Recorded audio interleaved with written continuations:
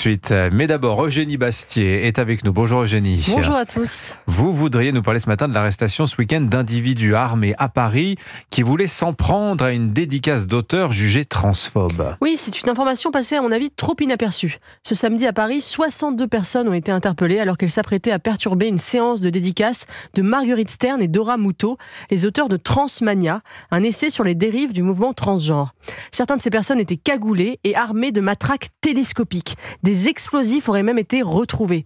Alors c'est pas la première fois que les conférences de Stern et Muto sont perturbées, puisqu'il y a 15 jours, l'ICEP, l'école de Marion Maréchal Le Pen, où elles étaient invitées pour débattre, a été victime d'un sabotage. Les Antifa ont incendié un compteur électrique, nécessitant l'intervention de 25 pompiers. Ce délit est resté évidemment impuni, ce qui a donné l'envie de recommencer. Alors qu'on soit d'accord ou non avec ce livre, le déluge de violence et de harcèlement dont sont victimes leurs auteurs devrait tous nous alerter. De la censure par la mairie de Paris de leur publicité aux appels au meurtre sur les réseaux sociaux, c'est absolument intolérable. Vous trouvez, Eugénie, que la réaction politique est à la mesure de ce qui se passe ? Imaginez juste une seconde que Paris 8 ait été incendié ou tagué par des militants de génération identitaire. Qu'est-ce qui se serait passé ? Rappelez-vous par exemple que lors du match France-Maroc de la Coupe du Monde 2022, 38 militants d'extrême droite avaient été arrêtés alors qu'ils s'apprêtaient à commettre des ratonnades. Ils étaient aussi armés de matraques. On a eu droit pendant plusieurs semaines à l'indignation générale. Mais quand c'est les Antifa qui avaient la même intention, aucune réaction ou bien très peu. Un député LFI, Andy Kerbrat, a même appelé à manifester devant les commissariats où les Antifa avaient été arrêtés. Bon, il faut dire que Raphaël Arnaud, qui a lui-même été condamné pour violence en réunion alors qu'il était militant Antifa, est député au Parlement.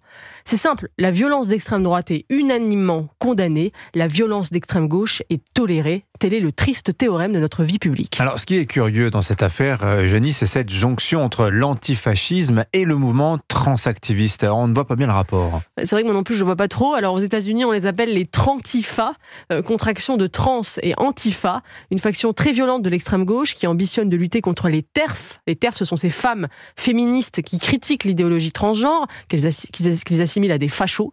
Alors d'abord, on accuse de transphobie, un vocabulaire inventé pour réduire toute critique du mouvement transgenre à une forme de haine. Vous savez, c'est la même chose que l'islamophobie qu'on avait appliquée à Charlie Hebdo. On sait comment ça s'est terminé.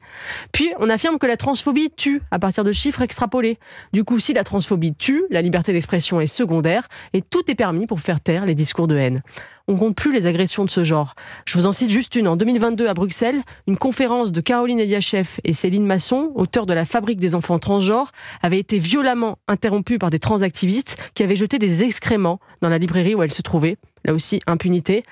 Ça fait bien longtemps que le mot antifascisme sert simplement à couvrir d'une rhétorique flatteuse la violence de l'extrême gauche. Mais qu'est-ce que le fascisme ? La violence de rue, la volonté de faire taire l'opposition, la haine des livres et du débat.